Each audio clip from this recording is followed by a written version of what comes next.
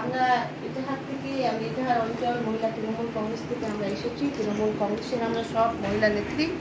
আর এখানটায় এসেছি তৃণমূল কংগ্রেসের যে আমাদের প্রার্থী তথা আমাদের যে মাননীয় বিধায়ক বশর হোসেন মহাশয় যে আমাদের সঙ্গে রয়েছে, উনি আমাদের প্রার্থী ইটাহারের, ওনার হয়ে আমরা আজকে এসেছি।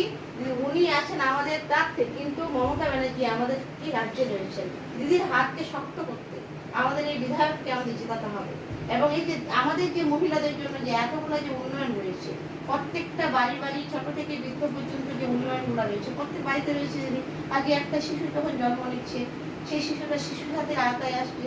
একটা মানুষ যখন মারা যাচ্ছে, সেখানে সমবেত দিয়ে আমাদের সঙ্গে থাকছে, পরিবারের সঙ্গে থাকছি। আর সব থেকে বড় কথা, এখন যে আমরা মহিলারা স্বাধীনতার একটা যে সুখ পেয়েছি, এই স্বাধীনতার সুখ আমরা লক্ষ্মীর ভান্ডারের মাধ্যমে দিয়ে পেয়েছি। এর আগেও দিদি আমাদের আনন্দধারা প্রকল্পের মাধ্যমে কিন্তু স্বাধীনতা অনেকটাই এগিয়ে দিয়েছিল।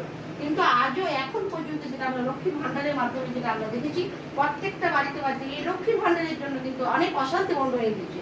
আগে দেখতাম 200 টাকার জন্য স্বামীর সঙ্গে ঝগড়া হতো, কিন্তু সেটা আর হয় না। দাদারা আজ যে আমাদের কাছে চায় 200 টাকা থাকলে তুমি আমাকে দাও,